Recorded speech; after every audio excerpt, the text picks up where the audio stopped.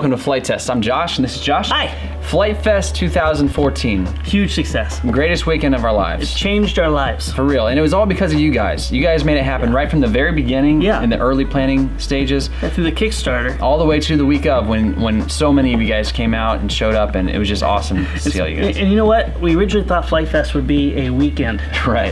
It wasn't a weekend, and we got to experience this firsthand from the amazing volunteers. Yeah, for real. Some of you guys were showing up as early as Monday. I know Fred came, Flying Monkey came on Monday, right? Tuesday, I believe. Was it Tuesday? And we actually had a gentleman from Australia come in on Saturday. He showed up on Tuesday to help us out. It was amazing. Matt Eliash, he came down in an RV, I believe, on Tuesday. It truly touched us. The volunteers actually set the tone and the pace. Dude, the volunteers were amazing. Yeah, I think that's the best place to start out, too. Yeah, for real. Thank you to all you guys who volunteered. Yeah. We definitely couldn't have done it without you. Fred Provost was the group leader. All these guys were such amazing, competent, wonderful kind of people. He was just glowing. He was so happy. Very tired at the end. But Fred, thank you so much, and all the other amazing volunteers. We should just honestly do a scroll of all their names right now. Guys, thank you from the bottom of our heart. You made this event so special. You set the tone. What you did for us can never be repaid in words, other than just know please. There's no words. There's no words. He's dumbfounded. I'm dumbfounded. Please know how grateful we are and what a blessing you were to us. And like Josh said, you guys really set the tone, really set the atmosphere of the whole weekend, of the whole event, and also the people that attended. You guys, everybody was great. Yeah. Like, it was such a relaxed atmosphere. It was a really good atmosphere for noobs, really. For beginners. Like there was no feeling of intimidation or anything like that. Like, it was awesome. Yeah, and what we had is we really wanted to focus this year on noobs, and we had a beginner flight line. But there are people that really stepped up, and when people would either crash or didn't know how to get their plane finished, people would just jump right into it and help them complete it, help get them in the air. There was a lot of volunteers with buddy cords that were buddy boxing their own airplane, so people didn't have to worry about their investment. Right. It was truly amazing to see, and that event tent was always filled with building activity. Yeah, and people helping each other out in the tent, people helping each other build. It really had a community fellowship and fun feel. And it was amazing to see all the families that were there. There was whole families that came out, like moms and dads and kids.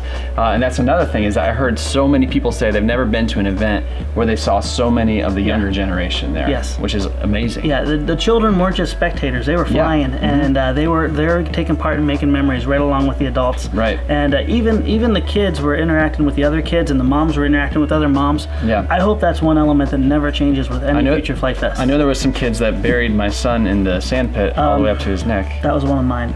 I will find you. Yeah, that was Michael. Oh, was it? Yeah, he did that. Yeah. Run, Mike.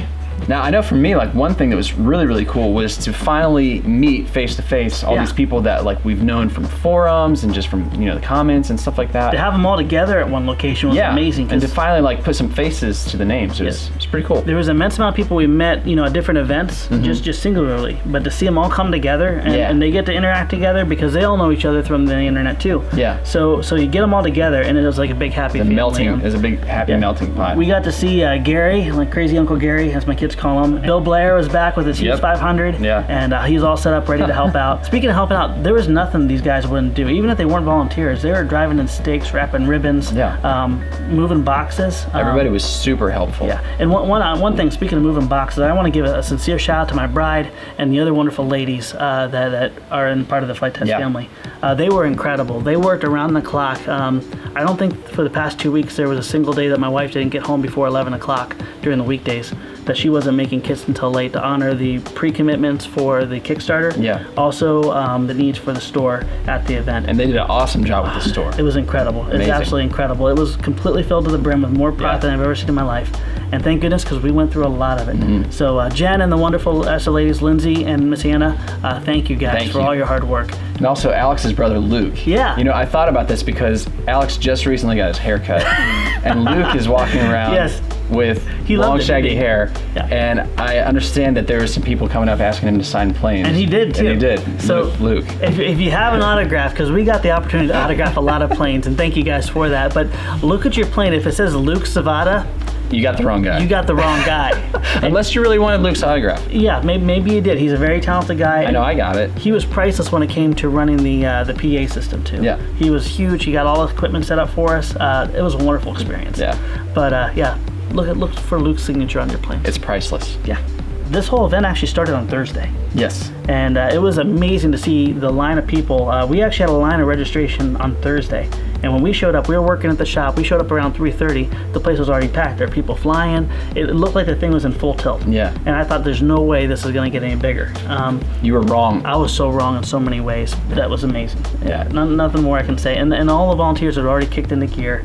And one of the things that warmed my heart the most was seeing all the people flying with their kids and just immediately going and making memories and enjoying themselves. It's definitely a family atmosphere. Very harmonious, very very friendly.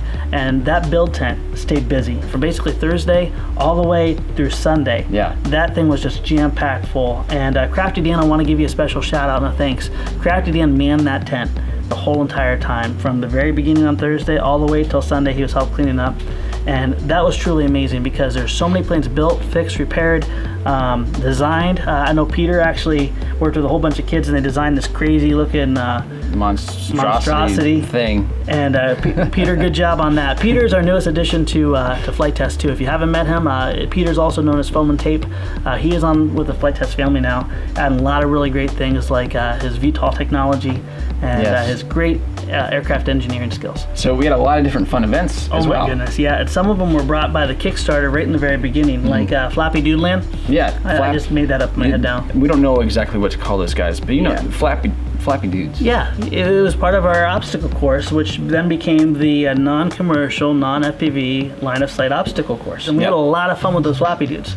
And a lot of carnage too. A matter of fact, one of them died. Yeah, there was a game that started here, and we would sound off, about the first person to hit the certain color Flappy Dude wins the prize. Yeah. And people started to really get behind this. Yes. And by the end of the day, Peter was flying around the remnants of the white Flappy Dude with his new cargo plane. Yeah, it was kind of like a military send-off in a way. It was actually kind of creepy. Fallen Flappy Dude. It was really, really creepy because it was like getting dragged through the air, and he was crying out to his other Flappy Dude friends, and then all of a sudden he grabbed the plane out of nowhere and was dragging it to the ground, and it was pretty horrific. I couldn't really decide if we were honoring the Flappy Dude or if we were, kind of disgracing it, or showing the other Luckily, Flappy Dudes are airheads. They don't have feelings, so we're okay with that. That's true. But the Flappy Dude land was pretty cool. A lot of people were having a lot of fun hitting them or flying through them, but also the combat. We had a huge combat. Oh my goodness. That's great. I've never seen, and there's probably been bigger combats. Yeah, maybe. I didn't see many that have been that size and that range, because it was awesome. Everyone was fully committed. It wasn't like, let's go up and not try to hit anyone. Everyone was fully committed to as much carnage as possible. Which is great. And we actually had 3 combat events. We had one on,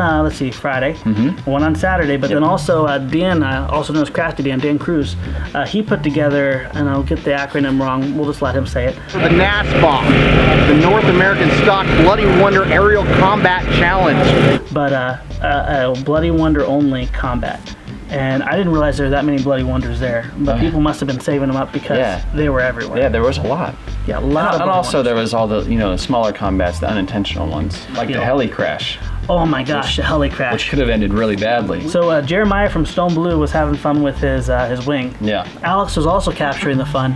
He captured the moment of impact. Yeah. The moment of intimacy between a flying wing and a helicopter. It was awkward. You should check it out. Not as awkward as you just made it sound. Yeah. But it was kind of neat because everyone gathered around, and we're normally, when you have a $700-800 there would be animosity. There'd be anger. There'd be frustration.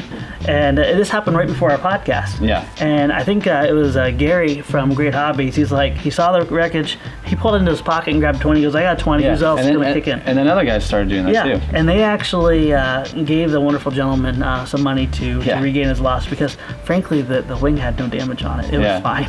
This poor helicopter was demolished. Yeah. And just to see that kind of hospitality where there was no words exchanged, it was kindness. Yeah. But then people were digging into their pocket to make it right when it wasn't even their problem. Yeah. Was truly touching and heartwarming. Awesome. So Saturday evening, right after a little rainstorm we had, we started the podcast. Yeah. And it was amazing. The tent was completely filled. It was a huge tent. Yeah. That was amazing. And from that point on, the storm just got heavier and heavier. Yeah. And we did have to call it short because there was metal poles in this big tent. Lightning. Them. Yeah. And if you want to see that podcast, go ahead. Well, you can't. It's not. You just listen to it. If you want to see it.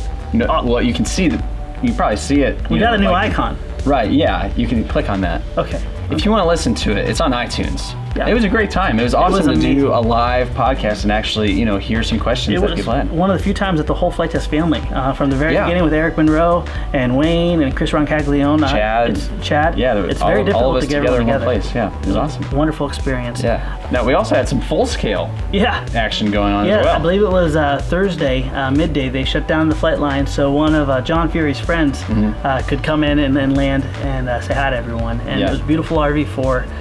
There's so many amazingly talented pilots and builders of these planes. Yeah. And everyone got to see a nice high-speed pass. It was beautiful. Yeah. And then Friday evening, Alex's dad, Steve, actually put his hot air balloon up in the air. And which was really cool. It was gorgeous. The Flite Test families really did a lot to make this happen. Like, I know that my wife and my kids came out and they loved it. They had a great time. And obviously Jen. Your kid got buried in the sand. He got buried in the sand, yes. Bring that up again. Yeah, and my wonderful wife running the store with the other wonderful ladies. A huge shout out to the Fury family for letting us have the event at their place. To open up their home just to, a small group is one thing, but to over 1,500 people was truly amazing. Yeah. And also another thing too, we can't thank you guys enough. When everyone left, the place was immaculate. It was just as clean on the ground as when they got there. The only difference was obviously the big dumpsters of garbage. Right. But everyone picked up their mess. Everyone treated it as if they're their own property.